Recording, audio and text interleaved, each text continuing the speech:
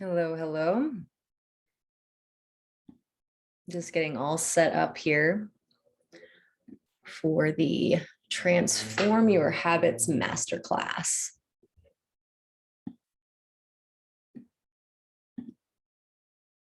One second as I set everything up. Streaming in a few places here.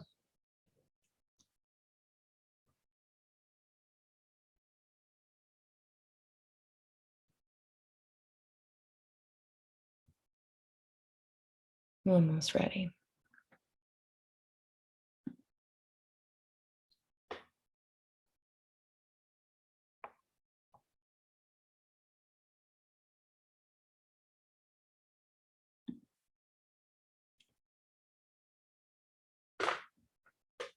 Hello, everyone. Just a second here as I set everything up. We are recording on Zoom, Facebook, and Instagram. Give me one moment just to set this all up. All new technology to me.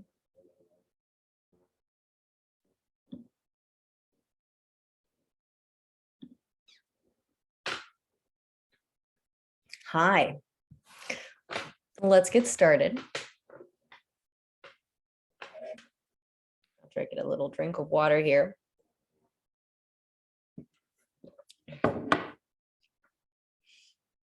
How's everyone doing today?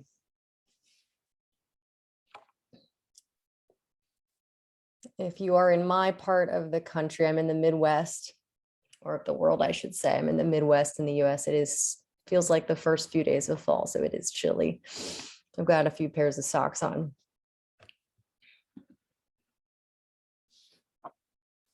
Just waiting for a few more people to get on here before we begin.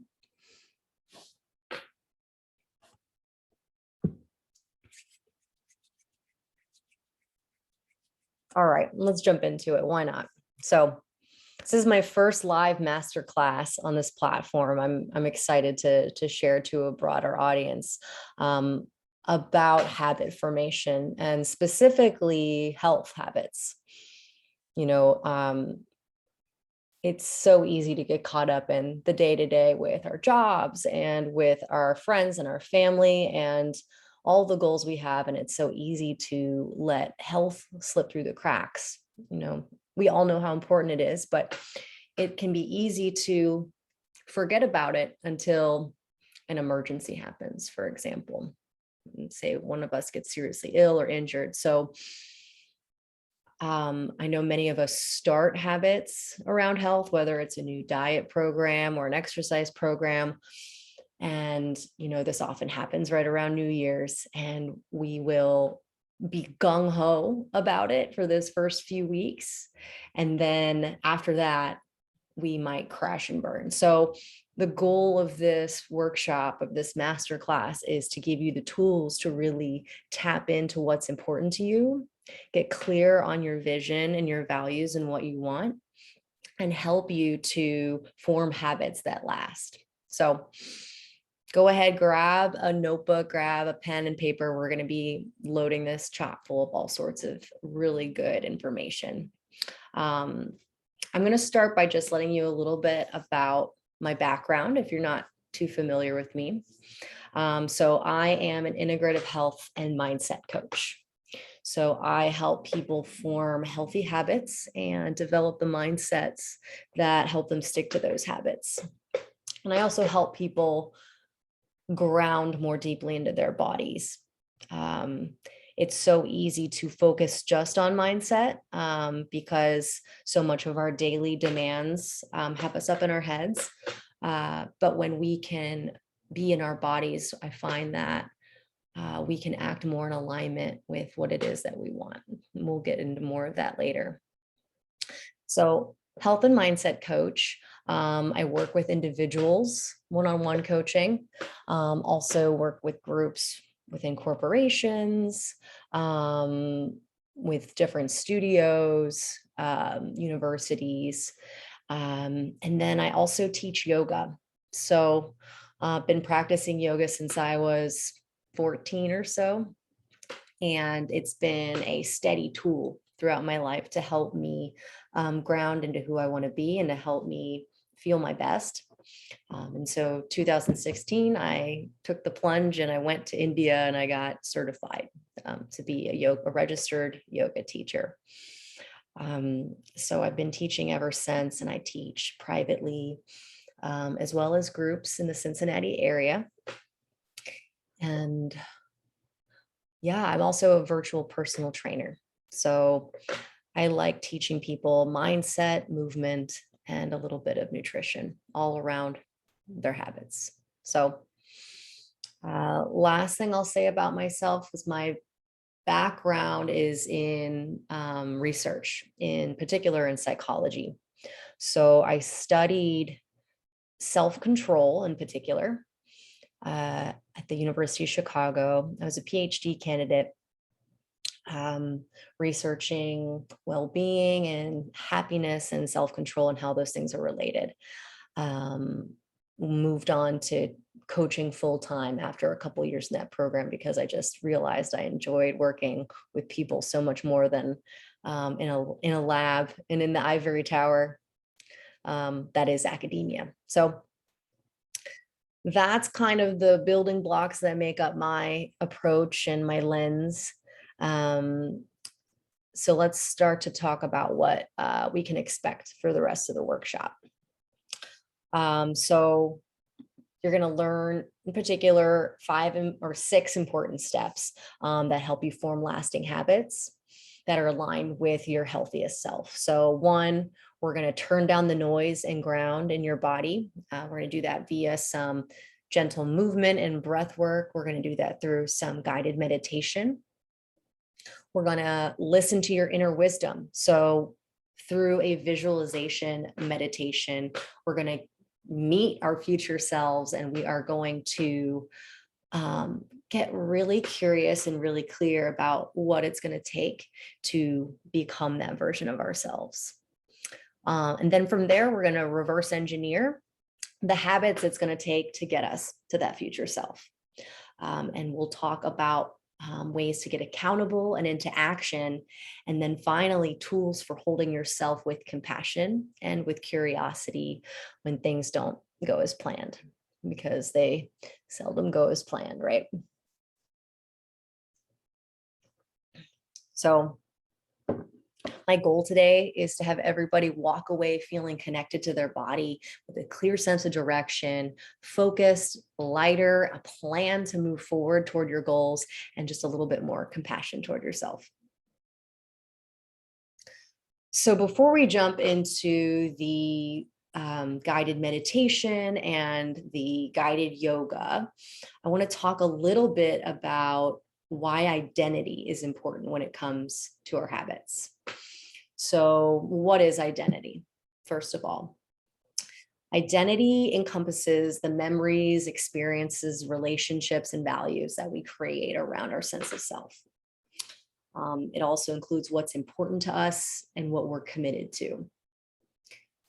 Put more simply, I'd say that your identity is a kind of the filter through which you view life. It's your set of beliefs about yourself and what you focus your attention on. So from that lens, you can see how if you view yourself a certain way, it's going to dictate the way that you behave on a day-to-day basis. It's going to dictate the way that you think about yourself, the way you feel, because it's all going to fit into this narrative of how you feel about yourself or who you see yourself as. So one way we can view our identity is through a fixed or a growth mindset. So Carol Dweck did this amazing research, I believe it was back in the 80s, on individuals who had either what was called a fixed or a growth mindset. And she ran dozens and dozens of studies and found that certain people with a fixed mindset thought of themselves as more fixed. Shocking, right? So they saw themselves as kind of born a certain way with stronger traits. And they were more rigid in their identities. Whereas folks with a growth mindset were a little bit more future oriented. They saw their identities as flexible and willing to expand and grow. So if we view ourselves, you could see with a fixed mindset, you could see how it might be harder to change our habits, right? Whereas if we can gravitate a little bit more toward the growth mindset, we might give ourselves a little bit more grace, a little bit more wiggle room to go from habit to habit. So, and the last lens that I'll talk about when it comes to identity is the perspective that life is happening for you versus to you. So what do I mean by that? I'd say the clearest example would be in a challenging life situation. So imagine that your car breaks down and you're late for work. And, on one perspective, you say, God, I can't believe this is happening to me. The world is out to get me. All these things are compiling up against me. And you can just start to see yourself be filled with rage in that moment. Whereas if you view that things as though life is happening for you, the car breaks down. Yes, that feels annoying. What positive thing could come out of this, or what positive thing could you see out of this? Oh, well, I might have had my car break down, but at least I'm safe. Maybe there was a reason that I didn't need to get into work today on time, or maybe this was a chance for me to practice communicating with my boss when something's going wrong and practice staying cool and calm under pressure. So it's just a subtle reframe. And when we can see, basically the way we see life mirrors the way we see ourselves. So finding that room for compassion to what's happening to us and how we respond to it is going to, again, give us some more grace and tenderness when it comes to our habits. So before we get into the meditation, I want to bring up one more point, and it's about vision. So during our meditation, we're going to get really clear about our future self and who it is that we want to be. And the reason it's so important to do this is vision provides us with perspective and with direction. So it gives us that 300,000 foot view overhead, of where we're headed. And if we don't take time to take a look at that from the wide view, we can get stuck in the narrow and be overwhelmed by the situation. So taking a wide view helps us gain clarity about what's actually important to us. And so before we do that, we're going to really calm down your nervous system. We're going to get grounded, because you really need a sense of safety and stability in the present moment before you can start thinking about what you want to do in the future, before you can start thinking about real solid change. Okay, I just said a lot. So what I want you to do is absorb some of that. And while you're doing that, take off your shoes if you haven't already. Take off your shoes and get cozy. And you can either sit on the floor or sit in a chair. Wherever you're sitting, make sure if you're in a chair, your feet are planted on the ground, and find something that's comfortable in the way you're sitting. We're just going to do some gentle movement and some breath work before we get into our visualization. Okay. So if you're seated, we're going to go ahead and find a tall spine. And from here, take your hands to your hips like you're holding a bowl, and just start to tilt your pelvis forward like you're pouring water out of the bowl forward. And then tilt your pelvis backward like you're dumping a bowl backward. So keeping your hands on your hips, we're rocking forward and backwards, slowly moving through the pelvis. Add your breath to it, inhaling as you dump the bowl forward. Exhale as you send it back. 2 more with your own breath and your own pace. tilting your pelvis forward, tilting your pelvis backward. And then just start to make the movement smaller and smaller, just smaller rocks until you find yourself seated right on top of your sit bones. It's going to feel like you're a light socket plugged into the earth. Good. From here, we're going to loosen up the shoulders. Inhale, roll your shoulders up towards your ears. Exhale, send them back and down. Good. 2 more just like that. Inhale. Exhale, back and down. Last one. Crunch it up. Exhale, back and down. Good.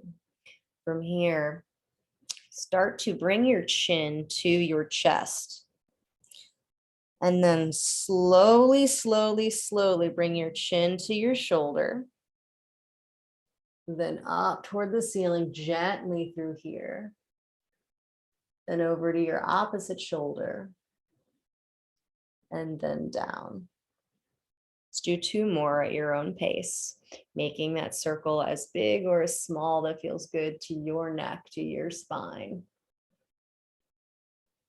Maybe you have a little cracks happening along the way.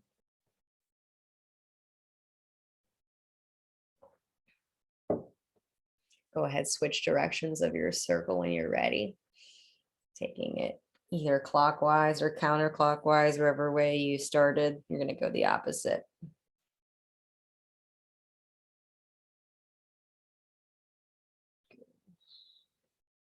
Two more, moving with your breath. Smoothing out the breath. Last one.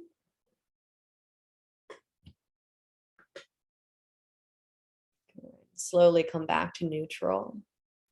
Sit up tall, like you're stacking vertebrae over vertebrae, like you've got a cord coming out of your head and it's just pulling you up. Pull your chin back in space. Good. And then now that we're nice and tall, let's start to orient to our environment. So we'll start with using our vision sense. This is going to help calm our nervous systems. This is a great tool to use if you're ever feeling overwhelmed. So go ahead and choose something in the room to focus your attention on. It could be anything, a book, a cup, piece of furniture, anything at all. Once you've picked it, just focus your gaze on it. And just start to notice different features about it. What color is it? Is it smooth or rough?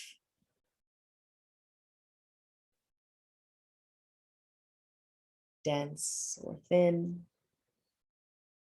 Taking in all the details, just letting the colors of the periphery of what's around you come in.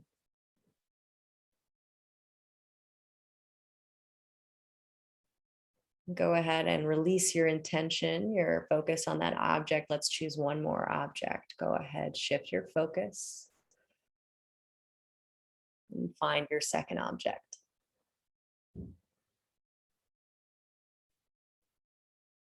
Focus your attention there.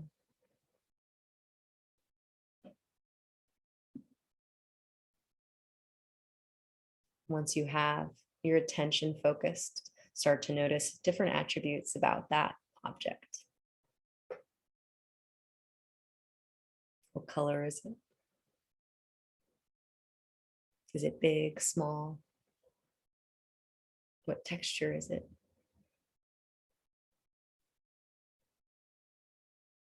Beautiful. Start to release your attention from that object and just close your eyes and listen to the sound of my voice. We're going to focus in not just on my voice, but in all the sounds around us, near or far. Maybe it's someone walking in the next room. Maybe it's traffic outside. Maybe it's the dog barking next door. Maybe it's the sound of your own breath.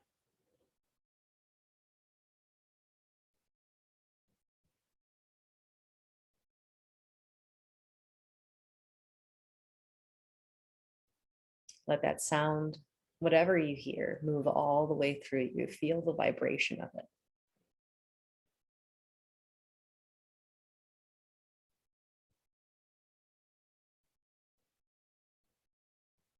Next, we'll shift our attention to touch. So keeping your eyes closed, just notice the feeling of the ground or the seat beneath you, supporting you.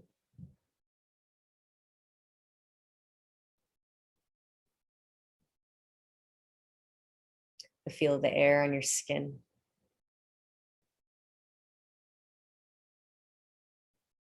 The gentle air coming in and out through your nostrils against the top of your lip.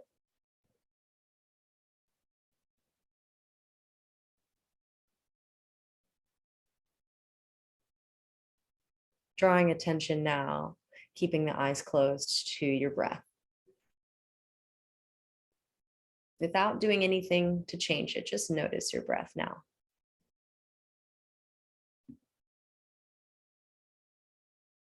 Where is it in your body?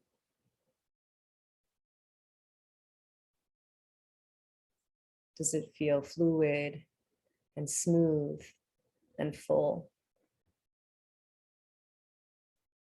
Or maybe it's choppy. Maybe parts of it are sticking somewhere.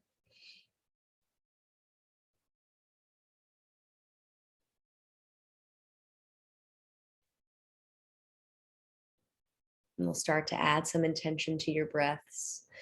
Inhaling for a count of 3 and exhaling for a count of 5. Let's do it together. Go ahead, let all your air out. Inhale for 3, 2, 1. Exhale, 5, 4, 3, 2, 1. Inhale, 3. Exhale, 5. Take a few more rounds just like that. With each inhale, expanding all the way up to your collarbones. Exhaling as you deflate like a balloon, pulling your belly button into your spine.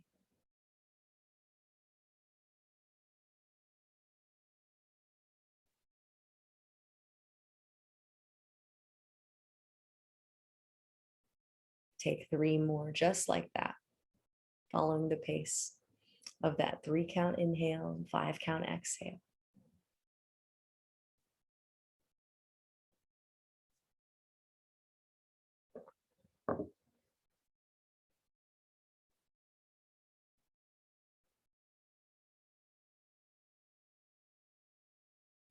And once you're done, just breathe normally,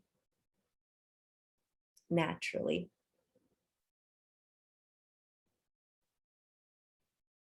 When you're ready, just open your eyes. I'm going to move through the spine just a little bit more before we go into our meditation. Now that you're feeling blissed out with your breath. From here, we're going to do something called seated cat-cow. If you know cat-cow and you want to do it from all fours, please feel free to do so. So with your inhale, you're going to send your tail back again, like you're dumping that bowl forward. Puff up your chest, gaze up slightly as you pull your shoulder blades back.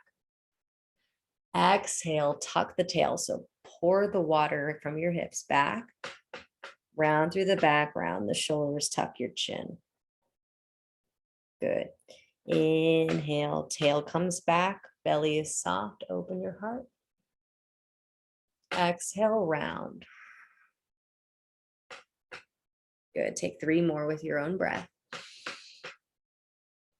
Just moving the spine gently through flexion. This is cat. And extension. So open up the heart. Getting better blood flow. Getting grounded in our bodies. Once you've got 3, hands at your hips or on your thighs. We're just going to get circles from the hips through the torso. Okay, you can do this from all 4s as well, sinking your hips back toward your heels and then shifting your weight forward. Just a little rotation. Switch sides. Feel a little bit of rounding as you come to the back of your circle. A little bit of that opening at the front.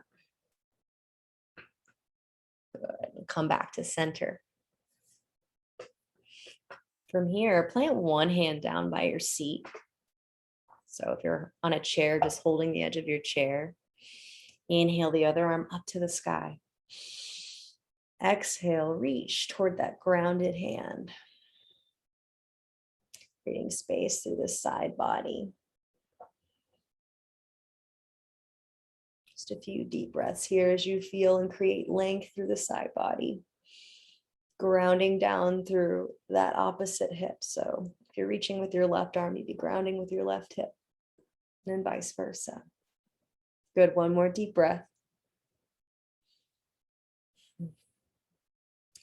Inhale, reach both arms up to the sky. Exhale, ground the other hand down by your seat and reach across you. Other side. Feel that space expand in your rib cage, grounding through that hip. A couple more deep breaths here in our side flexion.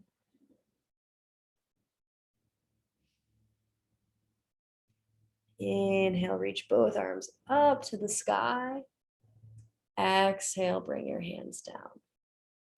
Let's get a few more shoulder rolls. Inhale, shoulders up to the ears. Exhale, send them back and down. Inhale, shoulders come up. Exhale, send them down. Last one, inhale up. Exhale, roll them back and down. Good. Next, we'll do a little twist, a wringing out of the spine.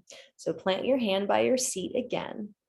Inhale, reach up with the opposite arm. Exhale, twist. Gonna grab onto the outside of that thigh as you sit up tall, looking out over your shoulder. Trying not to lean here, taking a few smooth breaths in this twist.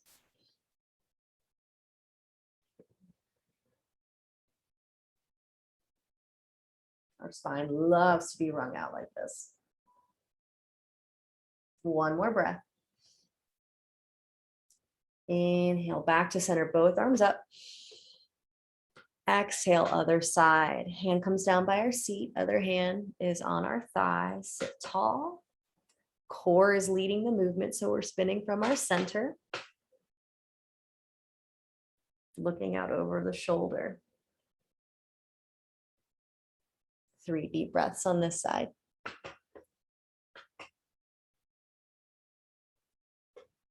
A few people just joined. Hello.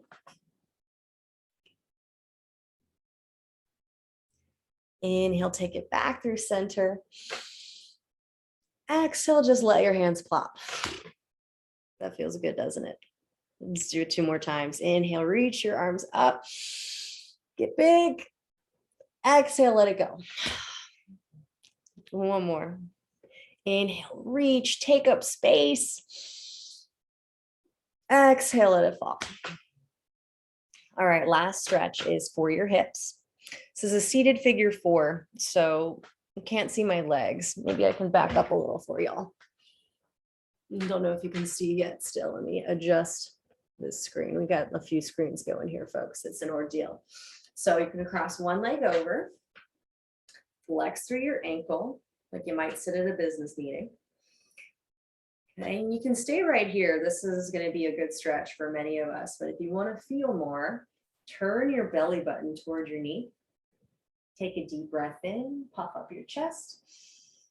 Exhale, fold in the direction of your knee, maybe even resting here on your thigh. Just don't press directly on your knee. We're going to hang out here, settle in for about 5 breaths. You can do this on your back as well, with your knees bent. Keeping flexed through your ankle, that's going to help protect your knee on that side as we stretch out your hip. Last deep breath here. If you're bent forward, inhale as you come up. Exhale, unwind. That hip should have a little bit more life in it now. Let's do the other side. Go ahead, cross your left ankle over your right, or the opposite one, depending on which one you just did. Flexing through the ankle. You might notice this one feels different than the first side. That's perfectly normal. And you can stay here or option to fold toward it. So I'll come back again in case you're just joining. So hopefully you can see. You can hear my rickety old chair. Flex through the ankle. Again, stay here. Ooh, my left one is tighter. Or option to fold over. Just a few more deep breaths wherever you have landed. Chair yoga. You can do it anywhere that has a chair.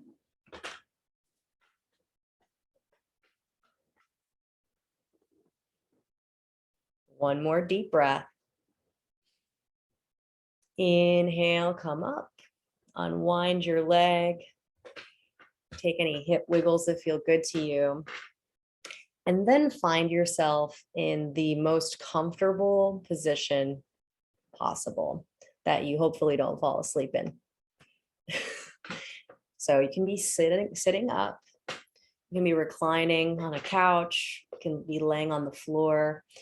This is going to be the guided visualization part of this masterclass. This is where we're going to meet our future selves. So get cozy. If you just got here and you haven't taken your shoes off yet, do so. Grounding is all the rage these days. Take the shoes off, get cozy, and close your eyes.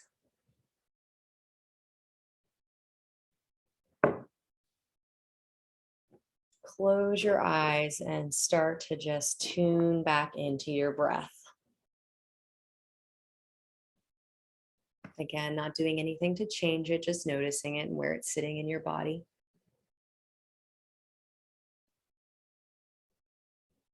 Feel the gentle rise and fall of your chest or your belly.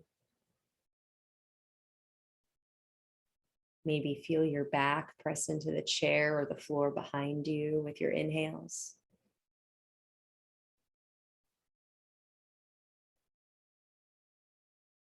Feel the support of the chair or the floor beneath you, holding you.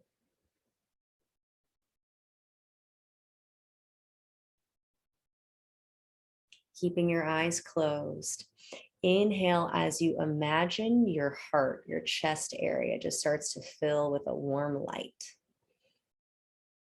And then exhale, imagine that light starts to fill and expand your entire torso. We're waking up your imagination here. Inhale, breathe into your heart, fill it, light up. Exhale, let it fill your entire torso. Beautiful. Inhale, let your heart fill with light. This time on your exhale, let that light expand to your arms and your legs. Feel the warmth start to take over your body with that exhale. Inhale, fill your heart with light and warmth. Exhale, send that warmth out through your entire body, fingers, toes, wrists, ankles, head to toe.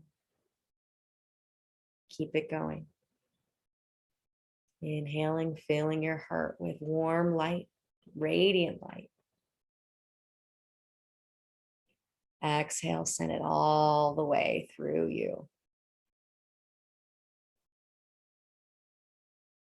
A few more just like that at your own pace. I'll give you a little silence for this.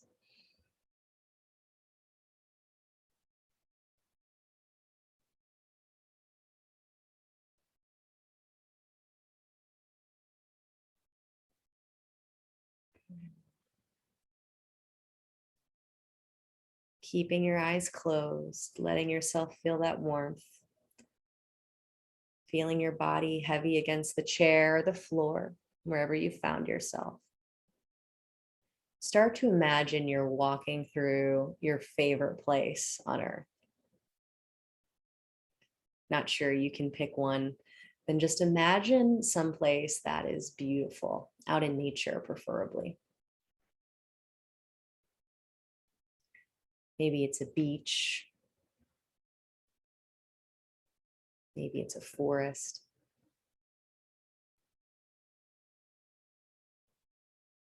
Maybe it's a desert. Maybe it's your neighborhood. And you're just walking along in a leisurely manner, step over step.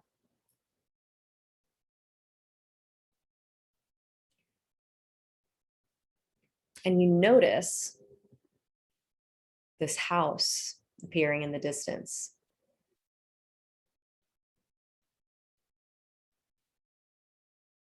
As you get closer to this house, start to notice some of the details about it. How big is it? What's it made out of? As you get closer, you can make out the door. What does it look like? Is it round, square? Is it wood, metal? What's it made out of? You reach your hand, put it around the doorknob, and you open the door and you walk in to see this hallway. And at the end of the hallway is an elevator. You start to walk down this hallway toward the elevator. Notice any details about this hallway. What is the carpet like? Is it hardwood floors? Is there wallpaper? Are there pictures hanging on the wall?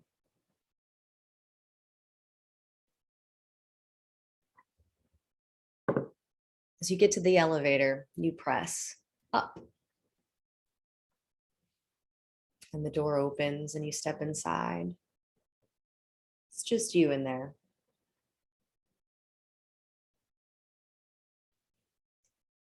And you find the button that says 5 on it, and you press it. The elevator starts to go up. Feel yourself traveling up in this elevator.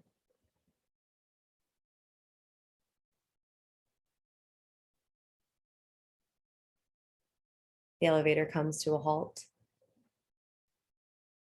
The doors open. And you find yourself in another hallway. You start to walk down the hallway to the one door that's at the end of this hallway. Noticing details about this floor, this hallway, these walls. And you arrive in this only door and you knock.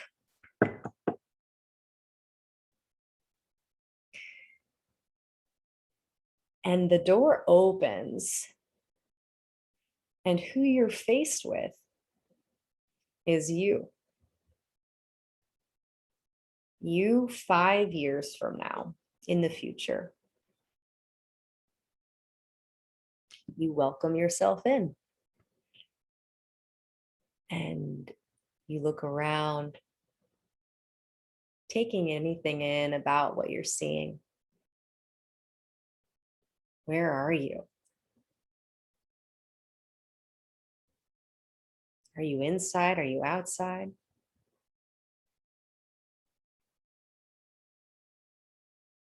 And your closest friends and family are there.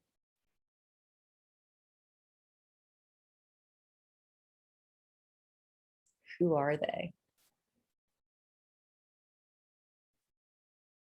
What are they doing?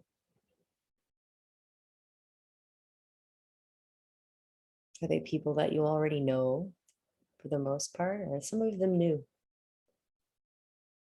Or all of them new?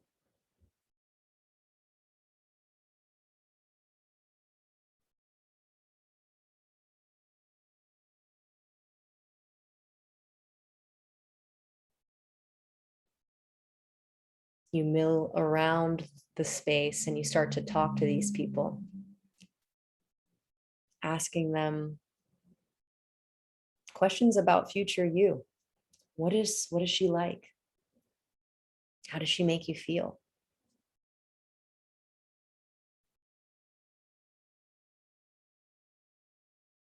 What do they tell you?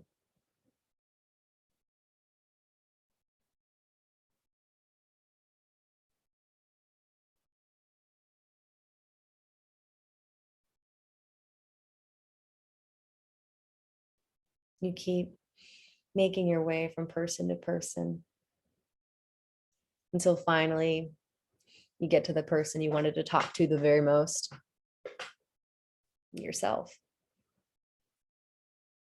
And you sit down with you.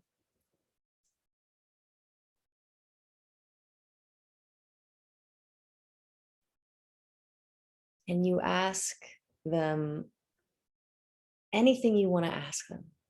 What's the one question burning in your heart for them? Ask them now.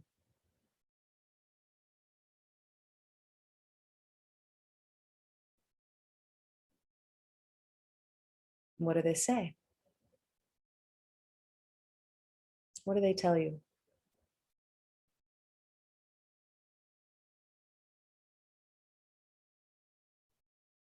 You take that in.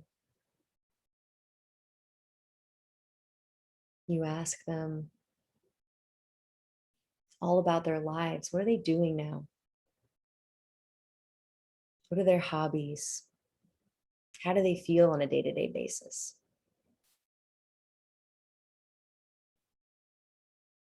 What do they tell you?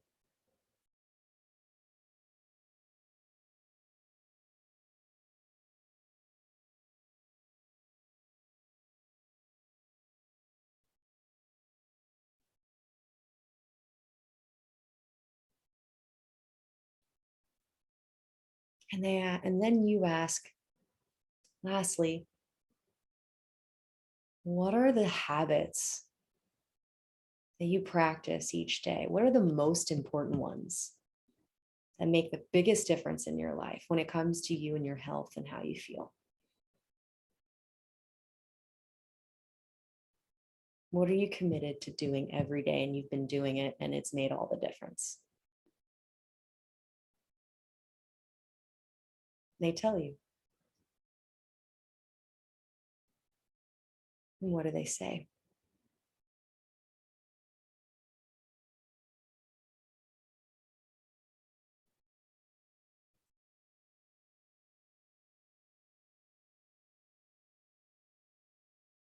Having exhausted all the questions you wanted to ask, you wrap your arms around future you. You give yourself a big squeeze. You feel the warmth of their embrace as you say your goodbyes, as you acknowledge them and say thank you. As they walk you out the door,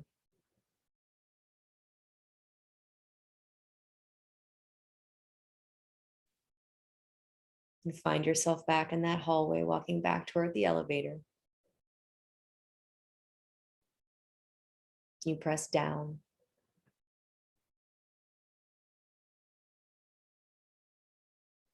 The elevator goes down 5, 4, 3, 2, 1, until it opens. You're back on ground level, marching down that hallway back toward the front door.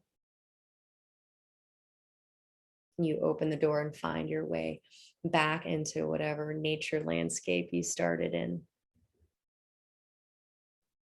With each step getting further away from that house, as you start to ground back into your body, starting to deepen your breath once again, Feeling your chest and belly expand with your inhales. And everything collapse inward with your exhales.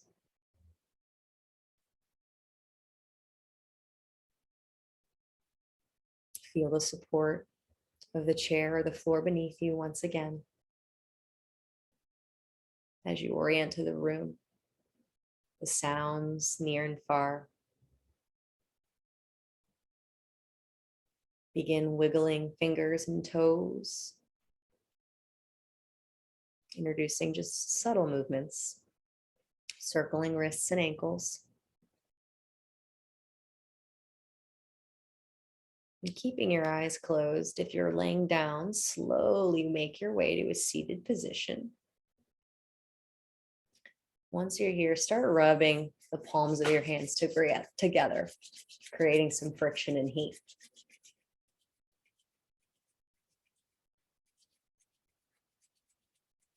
Feel that energy between your palms. Speed it up. And when you're ready, you got nice and warm in your hands, go ahead and cup the palms of your hands over your eyelids. Feeling that warmth seep into your skull. Take a deep breath in through the nose. Open mouth, exhale. 2 more, inhale. Let it all go. Last one. Drop the hands. Flutter the eyes open. Welcome back.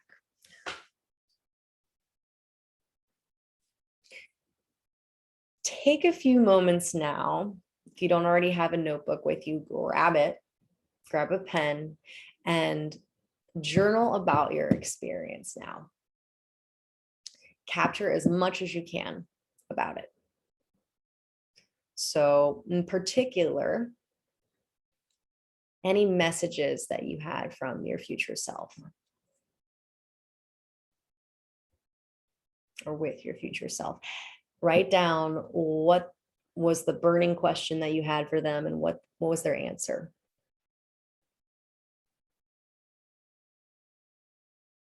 Write down how they seemed. What did they look like? What was their overall energy? How were they being? Were they confident, calm, energetic, bold?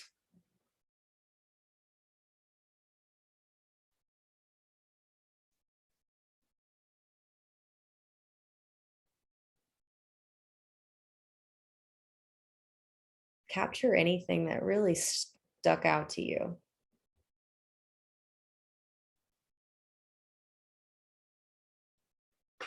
What did the people that were in your life, your friends and your family, everyone that was there, have to say about you, their experience of you, how you made them feel?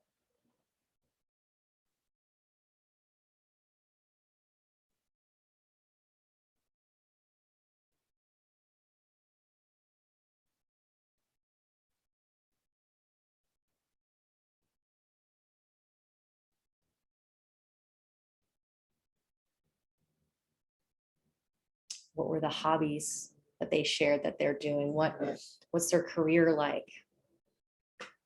How are they spending their day-to-day lives? Write it all down. When we write, we create, we bring things into reality with pen and paper. Get as much detail as you can. And then write down what it is that your future self said were the key habits, the most important difference-making habits that they shared with you.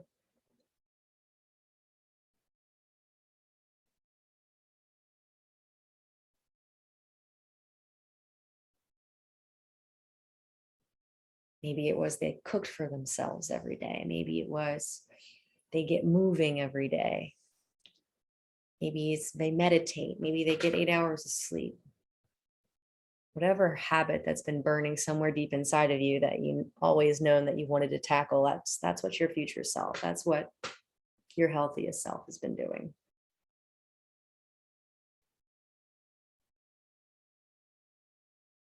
Choose at least one and write it down.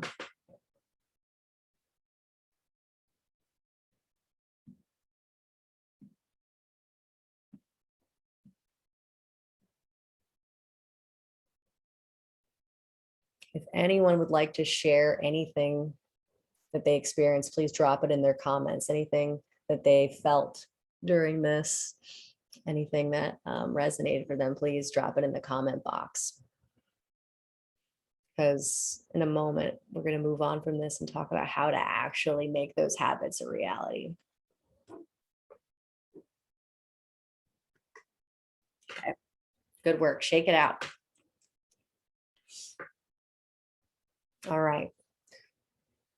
So now that you're all blissed out and in your body and really clear about what's important to you and where you'd like to head, I first want to just remind you that it takes a safe and stable feeling of a calm nervous system to be able to actually tune into what's really important to us.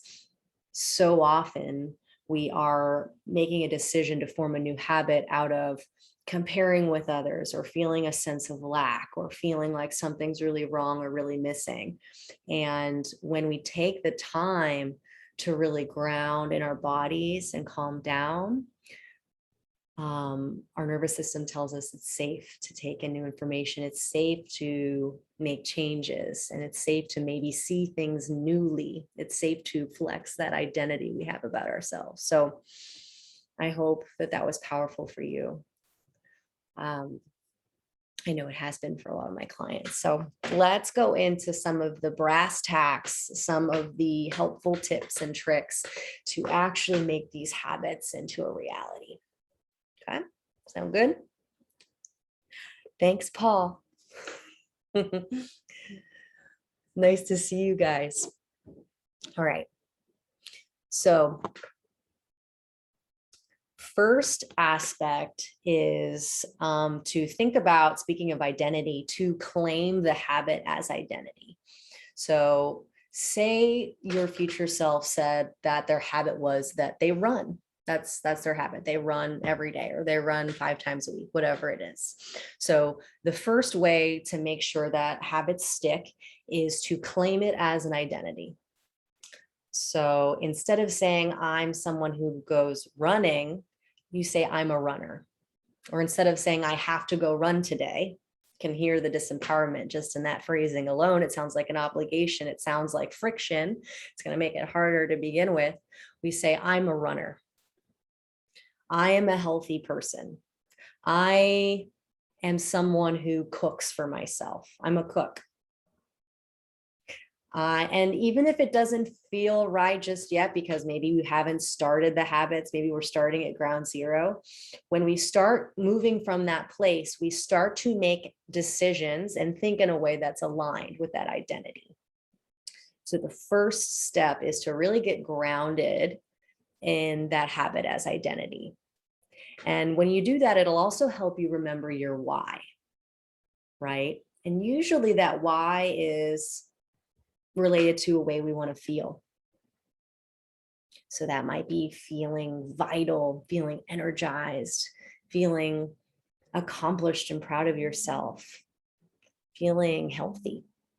So tacking our habits to our identity helps us remember our why. So that's number one. Number two is to use what we know in psychology about human behavior and our foibles and all to our advantage. So one thing to keep in mind is we as humans have limited willpower.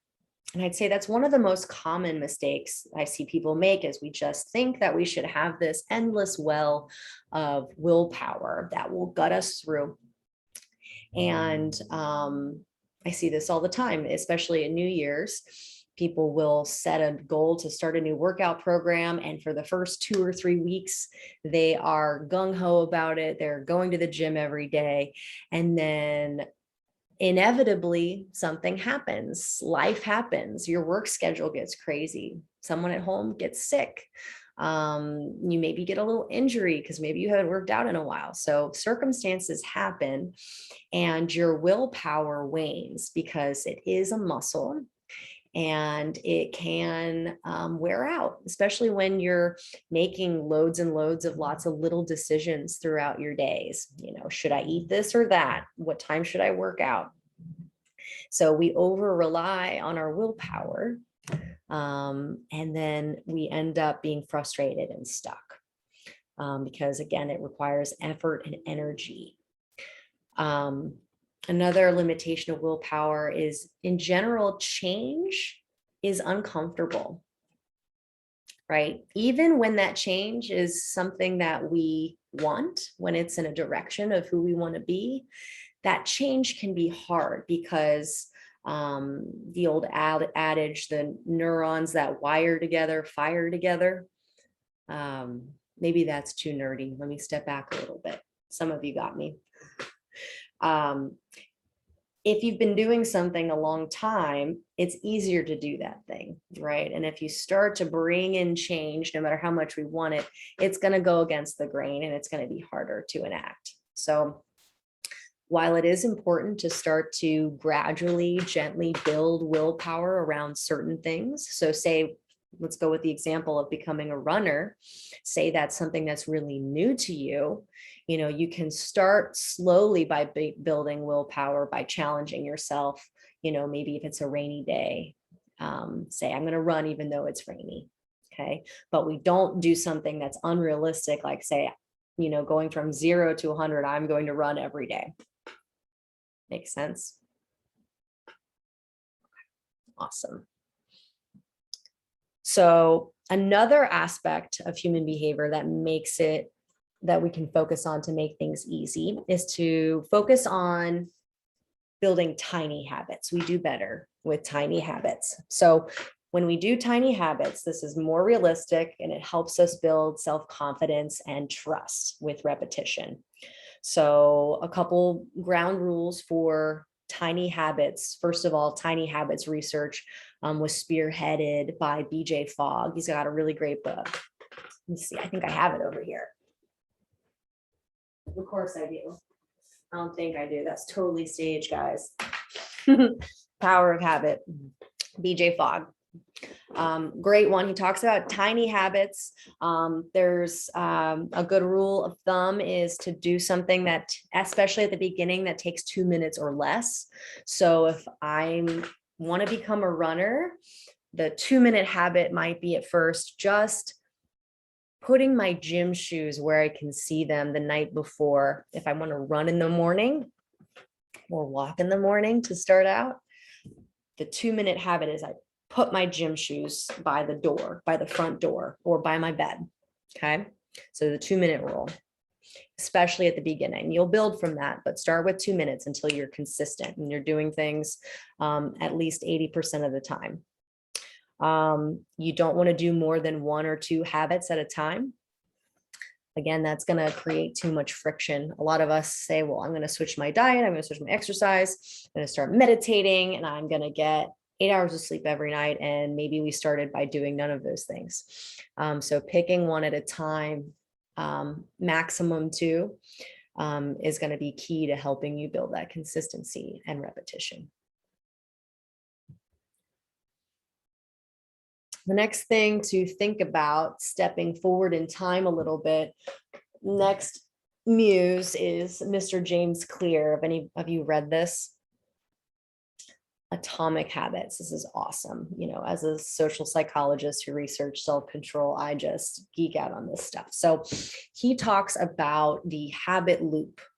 So there is this loop that we go in as human beings where we see a cue in our environment, and that creates a craving in us.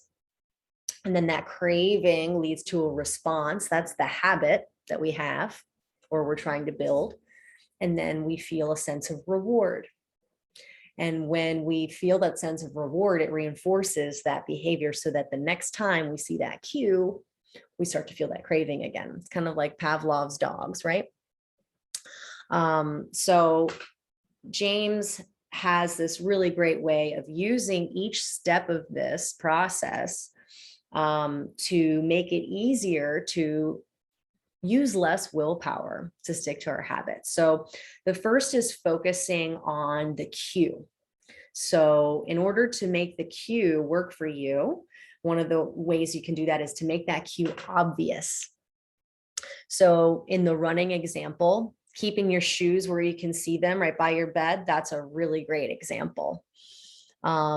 Maybe you have a goal that you want to drink a gallon of water every day. The way to make it really obvious is to just have one full gallon that you fill up every day. So it's pretty obvious if you did it or not, right?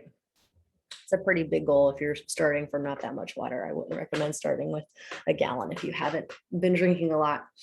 So you want to make the cue obvious so it's really easy to start on that habit. So that's number one, make it obvious. The next one's focused on the craving itself.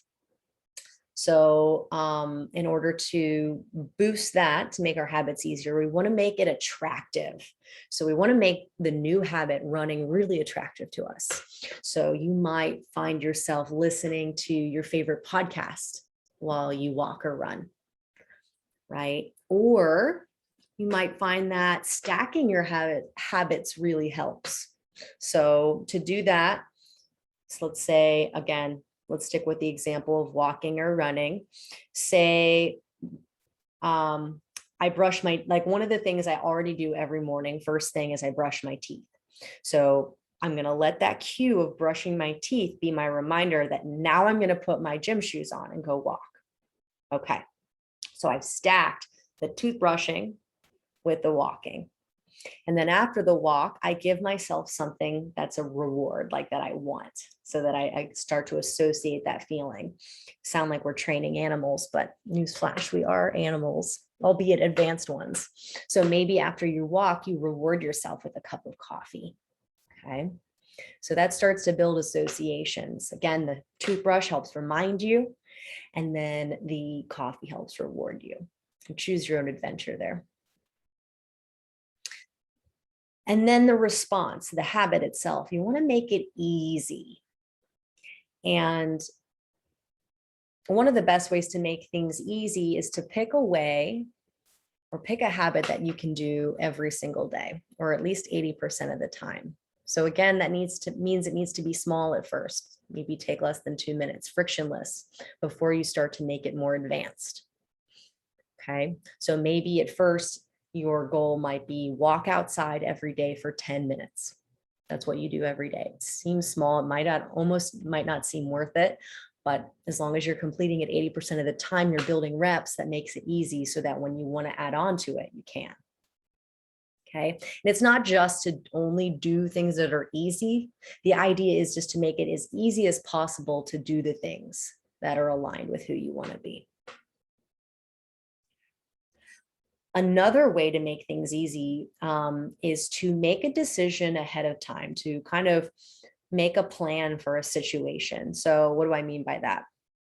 Imagine that you are going to a birthday party and you know there's going to be chocolate cake served at this birthday party. And your habit that you are trying to enact is that you don't eat sweets. Or instead of eating sweets, you eat some things, you eat vegetables, or you bring your own something sweet that's healthy. Again, there's so many different ways. There's as many different ways to form a habit as there is human being. So whatever makes the most sense to you that feels doable. If you know going into this party, there's going to be chocolate cake there. The key is you decide before you go to the party how you will respond to that cake in that situation.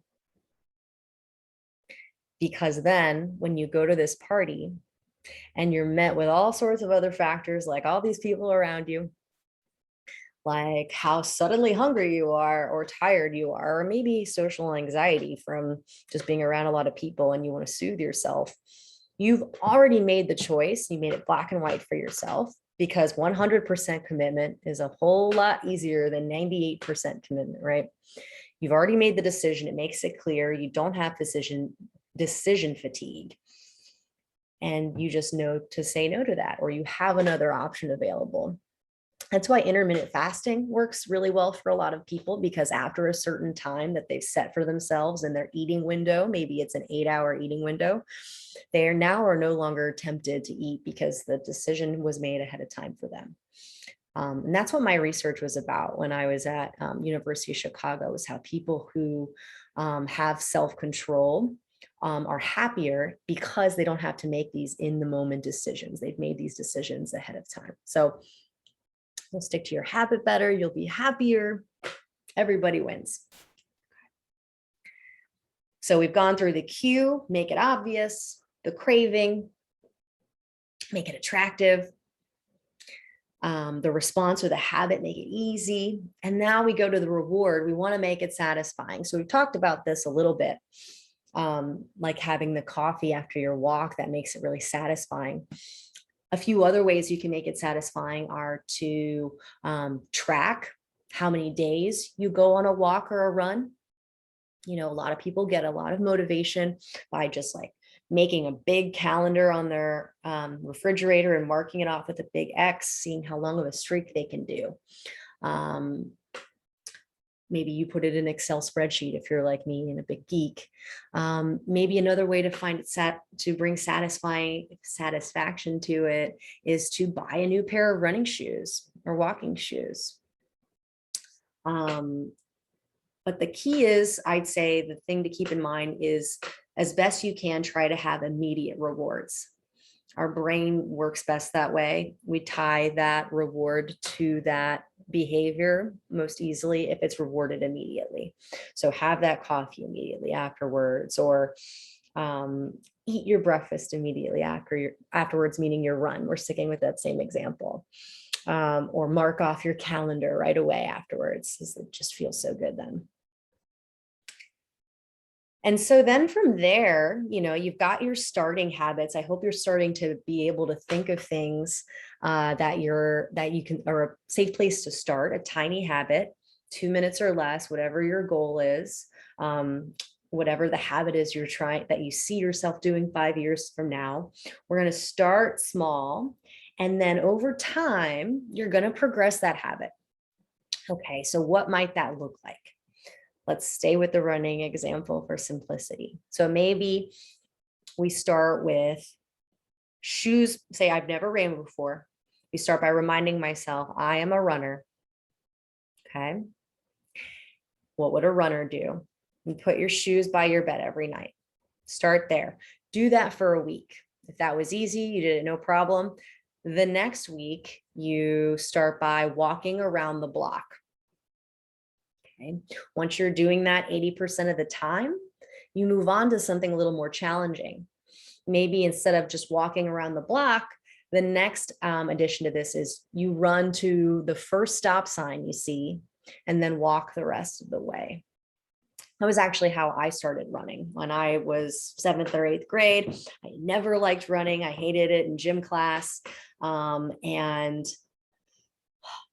I wanted to start running because there were a lot of cool kids at my school doing it. Peer pressure, right? I wanted to lose weight because, like so many preteen girls, I had body image. I wanted to look like everyone else, and so I started off that way, and eventually became obsessed with running. If you know me now, I've run 13 marathons at this point. But I started just walking around the block, just like this. And so after you've done that every day, you maybe run to the first stop sign, walk the rest of the way. If you're able to stick to that, then maybe you do alternating walking and running to each stop sign.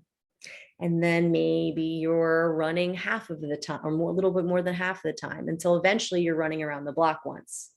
Then maybe eventually you're going 2 times around the block.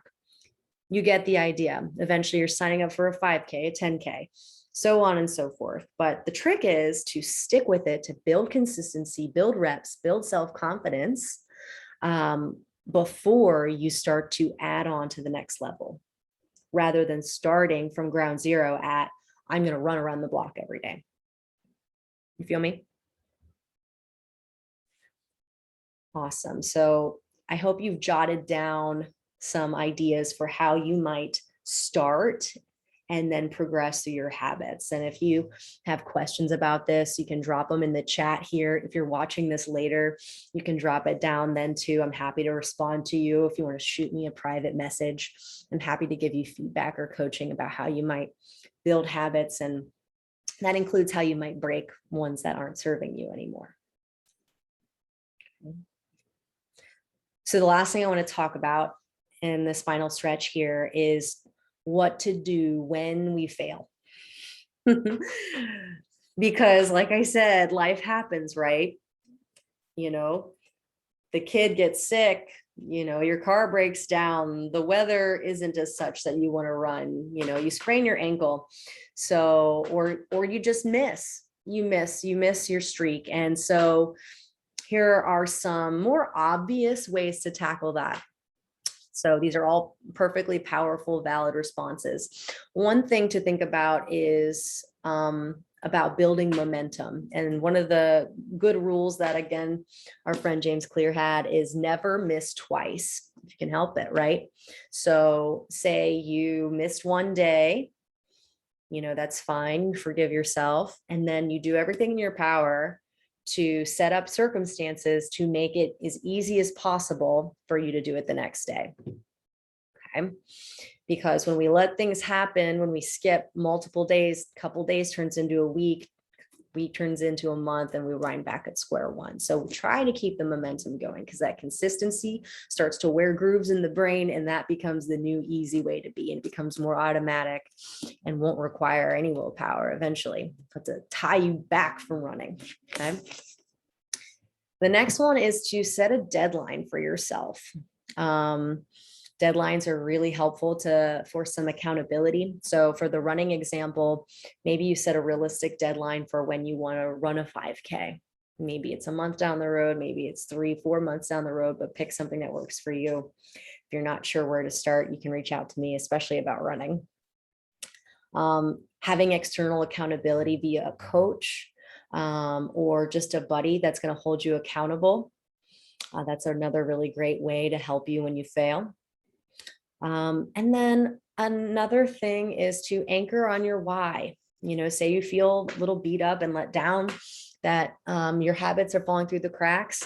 Anchor on why it's important to you in the first place. You know, maybe you're focusing on so much of why this is challenging and getting hard on yourself. If you anchor on how you want to feel and who you want to be, again, your identity, then that's going to help. And then lastly, I want to talk about some less obvious but powerful responses that I've been implementing the last couple of years, especially during COVID, that really help me get back on track with habits. This is what I do, and this is what my clients do. So you've failed, you didn't run today, or you didn't do whatever habit that you had in mind. The first thing you do is you let yourself feel whatever it is that you're feeling. Controversial, eh? So maybe you're feeling disappointed, maybe you're feeling shame, maybe you're feeling guilt, right? But you let yourself feel that, and you acknowledge it, and you be with it, and you don't try to do anything to change it, at least at first. You know, be with it, give it validation. And as you're feeling it, take a beat and just notice where you're feeling that in your body. You know, sometimes it helps to close your eyes. Do you feel tightness in your chest or your throat? Do you feel it in your gut? Do you feel it in your head? Where do you feel it? So we live so much again in our heads. It's really important to connect with the body. The body has a ton of wisdom. So let yourself feel. Another way to respond to misses in our habits is to journal and reflect. You know, you can reflect on what it was you're feeling in your body, see if you can notice any patterns, if this is recurring. And also ask yourself, you know, if say your goal was to not eat sweets and you ended up eating sweets, you ask yourself, what need Is this old habit that I'm trying to break actually fulfilling for me? What is the chocolate cake fulfilling for me? Is it comforting me? Is it bringing me some sweetness in my life? Insert your own need. And then ask yourself if there are other ways that you can have that need met. Right? Explore that for yourself. Be open that something else might be able to meet that need. You can also reflect on what stories are you telling yourself about yourself? What are you making this mean about you? I often ask my clients, are you shoulding on yourself? Are you saying I should have done this? And maybe another action was aligned with who you want to be, right? But there was a reason that you did what you just did. You were in survival mode, you were seeking comfort. There was a feeling you were trying to get in that moment. So what meanness were you bringing to yourself? And where does that belief come from? If it's shame or guilt or anger or disappointment, where does that feeling come from? Have you heard maybe your parents talk about themselves or someone else that way? Or your friends or your partners? Is it even yours, this belief?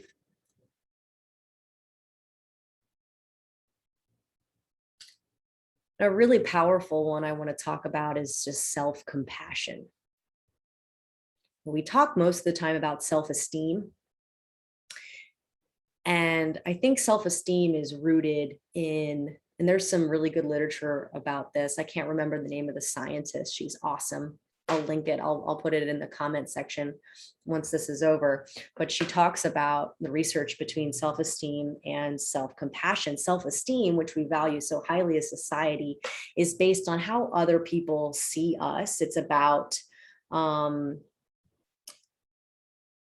a little bit of looking good, and there's some perfectionism often tied to self-esteem. It's how do we compare with others? And I think it starts really back in, primary school and our education system, often in our early education system, where we're vying and competing with others, right? And then self-compassion, we talked about it a moment ago, allowing yourself to feel what you feel without dismissing it right away. That's an act of self-compassion. Being with whatever feelings it is you have at that moment. How can you forgive yourself in that moment? I often tell people, and myself included, how would you talk to a small child that just did what you did? If a tiny little kid broke into the cookie jar and ate all the cookies, and now suddenly their belly aches really badly, would you go and say to that kid what you might say to yourself? You idiot, I can't believe you did that. This is like, we've been trying to break your sugar habit for 5 months. What the hell is wrong with you? It's funny to say now like that because, it's not actually a little kid, but you're talking to your inner child that way. You're talking to yourself that way. And you can feel yourself contract and shrink in those instances, right? And shame. I can. So can we invite in some compassion for ourselves? Can we stop comparing ourselves even to our future ideal self and just be with and accepting exactly as we are in that moment? Because again, until that nervous system calms down and we feel safe, we're not going to be able to find lasting change. At least not as easily. And when you open up to you just being okay exactly as you are, even after you ate all the cookies, then you give yourself room and space to be something else, to do something else, to feel something else. And the last couple strategies, I would say, would be gratitude. If you're feeling down on yourself because you keep falling through on some habit, what can you be grateful for? What can you be grateful for in this moment? You can reframe. How is this experience, as difficult as it is, helping you? Life is happening for me, not to me. What is the lesson being learned here? Because if there wasn't a lesson there for you, it wouldn't be happening. At least that's the perspective and the context that I choose. So we're all making it up as we go along, right?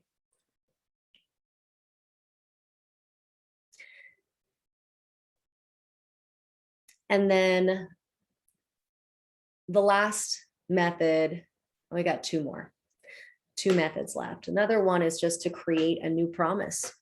So you've broken your habit. Maybe you've broken it enough times that you know that you just need to go back to the drawing board. Maybe you need to start smaller. Maybe you need to do it less often, maybe for less amount of time. And you create a new promise with yourself so that you can restore your integrity, so you can restore your word, and you can again start to rebuild the confidence and that trust with yourself.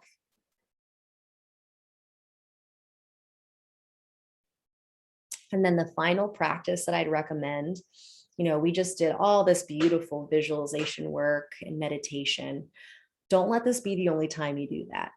I recommend that you talk to your future self often. And one of the best ways to do this, I think Nicole LaPera, she's the can't remember her handle on Instagram. I'll put it in my comments. She's a psychologist. She said she has a book, I think it's called How to Do the Work, but she talks about writing a letter to yourself as your future self. So I would make a practice of this. I try to do it once a month, but particularly if you're feeling stuck and you're having a hard time with your habits, write a letter, give your current self advice as your future self. So take on that perspective, take some grounding breaths, get in your body, visualize yourself as your future self, and write yourself a letter. I know it might sound bizarre, but you would be shocked the stuff that comes out of your hand on a paper. I sat down before thinking I've had absolutely nothing to say and walked away with pages and pages of just what feels like gold. Because you're shifting your perspective. You're taking that bird's eye view. You're not stuck in this small situation, this fear, of a caged animal that's just fucked up and ate all the cookies. You're your future self.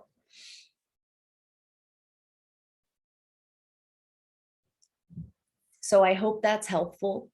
I hope you're feeling connected to your body. I hope you're feeling a more clear sense of direction now. I hope you're focused to maybe feel a little lighter. Feel like you have some semblance of a plan to stick to your habits. And most importantly, I hope you have a little more compassion for yourself. And if you liked this, if this was helpful for you and you want to dive really deep, I want to let you all know about an offering that I am so excited. It's a program that I'm launching at the beginning of 2022. It's going to start January 3rd. So just in time for the new year when most of us are really digging down and trying to start fresh. It's called Embodied Habits. So it's going to be me holding your hand for 3 months. This is a container with sound accountability like you've never experienced before. We're going to have weekly live coaching calls like this one with Q&A. We're going to have homework assignments. We're going to be diving deep into every area we talked about today as we guide you to the habits that you want to be achieving and actually sticking to them. The live workouts, recipes. And just for listening to this, you guys get 20% off the first month. I will put the link below where you can get that if you sign up by November 15th. So I hope you all join. It's going to be a program like no other. It's going to be the excuse you've been waiting for to really step into who you want to be. So I've got just a few minutes left for any Q&A that you guys might have. We covered a hell of a lot. So if you have any questions, just drop them into the chat. I'm going to keep my eyes peeled on these. Again, I'm learning this technology here. Let me rotate so I can see both of my machines here. Just drop any questions you have into the comment section.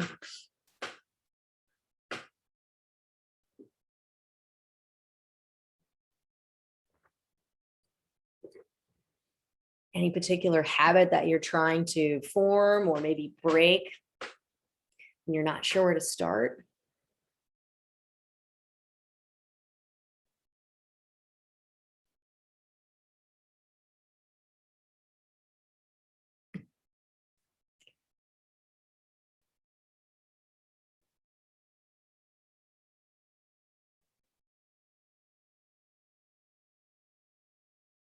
We'll wait just another minute here. Any burning questions, don't be shy.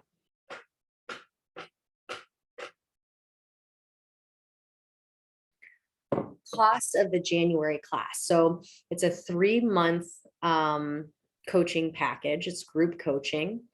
If you sign up before November 15th, it's going to be $400 for the first month. Usually it's $500 a month. So it'll be 3 months, $500 each month, $1,500 total. Less than replacing a dishwasher, I think.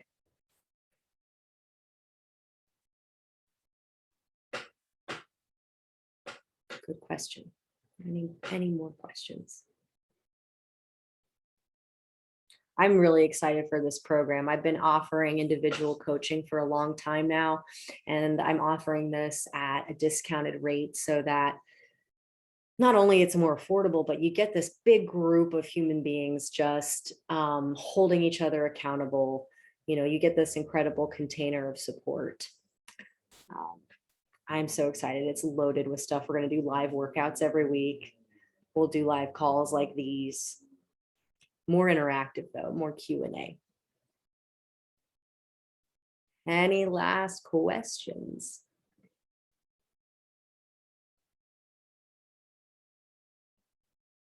All right. Well, that's all I have for you guys. If you're watching this later and you have questions on anything that you watched or heard today, just drop the comment in the comment box. You can shoot me a personal message. Happy to hear from you guys. Thank you so much for being here and for all your time and attention. One last question I got. The length of each class is an hour. And then workout classes will be anywhere from half an hour to an hour. Awesome. Thank you so much, guys. Take care of yourselves. Bye.